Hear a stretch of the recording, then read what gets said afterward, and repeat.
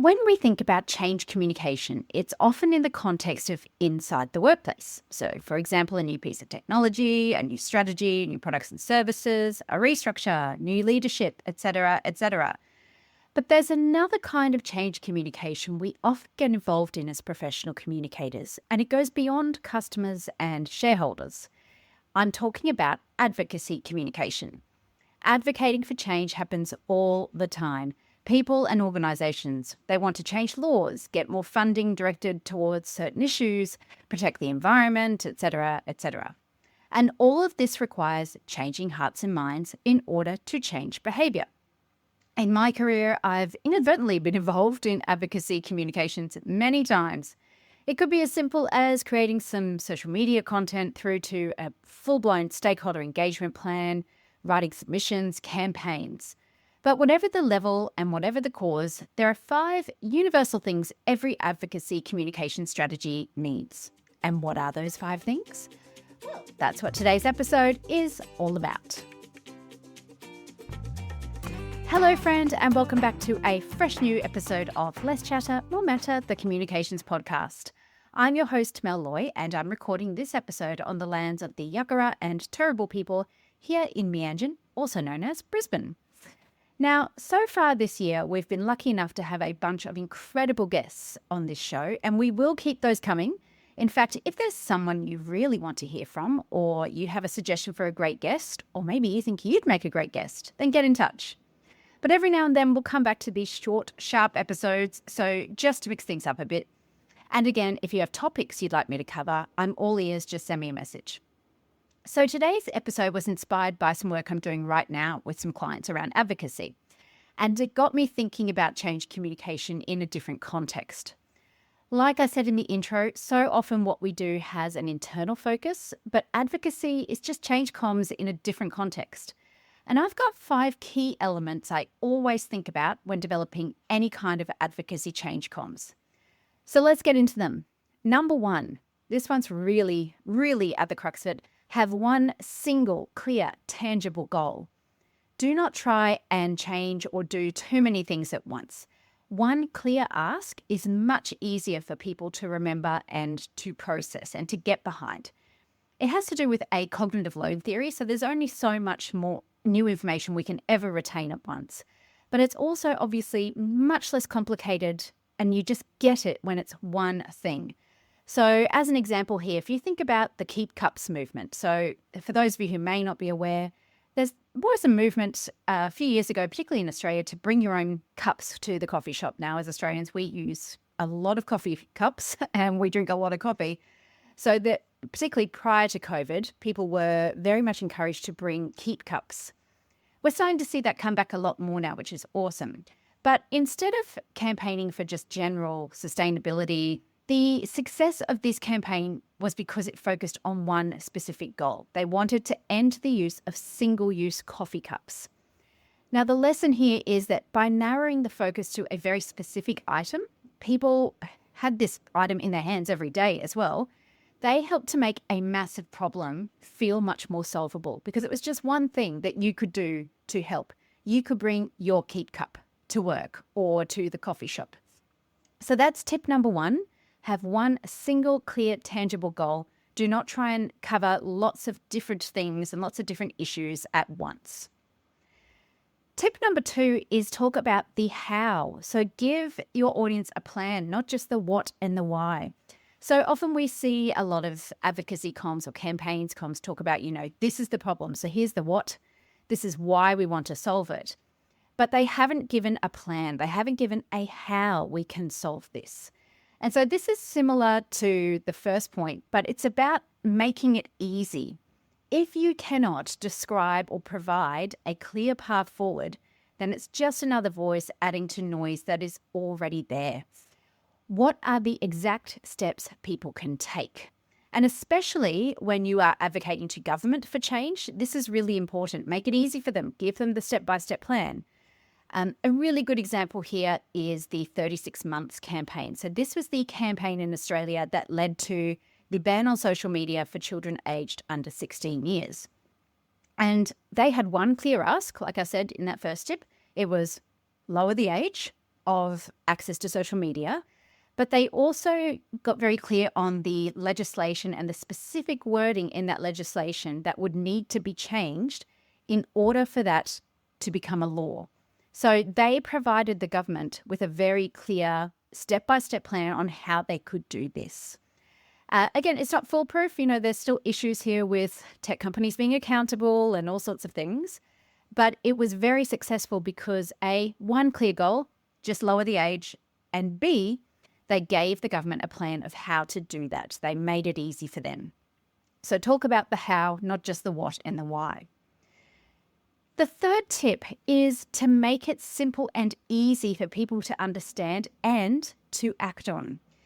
If your cause or your call to action is too technical or complex, it makes it hard to act on, and people are going to move on really quickly because, let's face it, there are a lot of causes out there vying for your attention at any one time. A really good example of this is the ALS Ice Bucket Challenge. So some of you may remember this went viral a few years ago. People would get a bucket of ice dumped over their head. It was meant to be similar to some of the sensations people with ALS feel. And it went viral, and you could sponsor people to go through this ice bucket challenge. But it was largely about raising awareness of this disease. It was so successful because it was just so easy to do. You've got a bucket, you've got water, you've got ice, you've got a phone to film it on, you're done. Because ALS is actually very complex from a medical point of view, but the action was very clear. You just dump water on someone, or get it dumped on yourself, or donate, or you could do either of those things. So it removed any points of friction, like how can I help, what could I do, and replaced it with something that was very clear, and it was basically a template that people could follow. This is similar to what we call the foot in the door technique. So this is a behavioural science term, and I have talked about it a little bit on the show before, where basically when you start with a very small, easy task for people, and it aligns with their values, then you can start to ask for bigger asks as you go. The research on this, or one of the most famous pieces of research on this, was from a campaign in the States, and the researchers went around to a neighbourhood, knocked on doors and said, would you put this sticker in your window? And it was about a particular issue. It's aligned with if you're a homeowner and you care about your neighbourhood. So people went, yeah, you know what, that aligns. It's a small ask. I can do it. Then when they went back and asked these same people a few weeks later if they could put a big sign in the front of their house, a large majority of people said yes, because they'd already made a commitment to the small ask. And so that's gotten through that first step. And this is where making it really easy to begin with can be very helpful to just get people over the line in the door. So that's tip number 3, make it simple and easy for people to understand and to act on. Tip number 4, this is like any other comms campaign, you have to segment your audience because your messaging, your channels and your voices will be different for different audience segments. So for example, you might use TikTok and younger movie stars to reach young people versus Facebook or letterbox drops to reach older people. A good example of this is the marriage equality campaigns, and particularly like we saw in Australia. We had a 2017 postal survey, Ireland had a referendum, and they didn't use the same message for everyone. So they used younger advocates to talk about rights to progressive people, but they used older, more conservative-leaning messengers like grandparents to talk about family and fairness. And the audience for that kind of messaging was to older demographics. And that's part of the reason those campaigns were so successful, is they didn't just try and apply a one-size-fits-all. They really tailored that message and tapped into different values for different audience segments. So again, think about, who am I talking to? What do I want them to know, feel, do? You'll know I bang on about that all the time. And what's the best way to get that outcome with those specific audience segments? Now, this is where doing a stakeholder map and stakeholder analysis right at the start of your advocacy strategy is so critical. You have to know who you're talking to, how you're going to reach them, what it is you're going to ask them for. Then you can start to create the strategies to get to them most effectively. Okay, so that's tip number 4, segment your audience. And tip number 5, make it personal and relatable. You have to tap into people's values and sense of identity. If people cannot see themselves in the situation or as part of the solution, if they don't feel emotionally connected to the message, it becomes about others. It is so much easier to turn away when it feels like it's not part of your community or it doesn't impact you in any way. We see a lot of this sort of in the storytelling that we see around advocacy, which is so, so important. If you think about campaigns for funding children who can't go to school, so they'll focus on one child and say, this is their story. If they didn't have the uniform, they didn't have the shoes, whatever it might be. You have to tap into what's called the identifiable victim effect.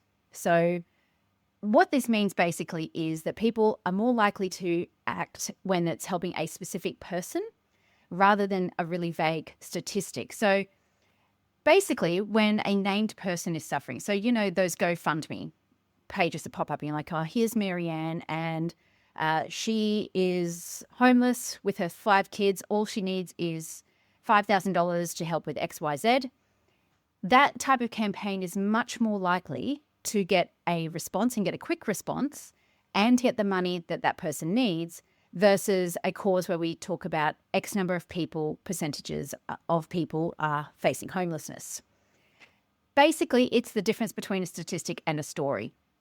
So why does this work? Well, there's a whole lot of research around this. And again, one of the most, famous pieces of it shows that our brains cannot process large numbers. We talk about X number of 1,000 kilometers away from Earth, where the Artemis spaceship went. If you put that more in terms of, that's X number of times the length of Manhattan Island, that makes it more feasible for people to understand. And the researchers behind this, who are Paul Slovic and Deborah Small, if you want to look them up, they coined this term called psychic numbing, which is basically our brains just shut down a bit when numbers get too big. So, for example, if I used a statistic in my campaign that said 20 million people are at risk of starvation, that's very overwhelming. It's very abstract. It's hard to feel what that number actually looks like. But it also, as a potential donor, makes me feel like, well, what's my $5 donation going to do, right? So I can't make a difference on something of that scale. But if you tap into that identifiable victim effect, you can say, here's Marianne. She's 5 years old and hasn't eaten a full meal in a week. This feels very urgent. It feels very solvable, especially when it comes to children and families. And people feel like, okay, well, my $5 is going to make an immediate impact in the life of that child. Now, why does this happen? Apart from the psychic numbing, where we can't deal with big numbers, we also are social creatures by nature. So we empathize with an individual's feelings, their pain, their facial expressions, their history, their circumstances. We can't feel for a statistic. That's really hard. It also feels like that if we are donating to an individual or a cause that is in the name of an individual, the success rate for us personally is much bigger than if we're donating to a huge cause, because that just feels like it's a drop in the ocean. So it really is important that you make these stories relatable, that you are using stories in the first place. Obviously, storytelling is super, super important, but it relates to people's values, their sense of identity, all those sorts of things. What's interesting, actually, there was a bit of a twist to this research, is they found that, yes, okay, you have this individual story of little Marianne who hasn't eaten in 3 days. But what they found is that if you add a second person to the story, or you include like one of those big statistics with the story, donations go down. So again, those big numbers or having more than one person makes it feel like it's out of our control. So go back to those individual stories that make it personal and relatable to people. Okay, I've got a few bonus tips, and hang on for these because at the end of today's episode, I do have a little present for you.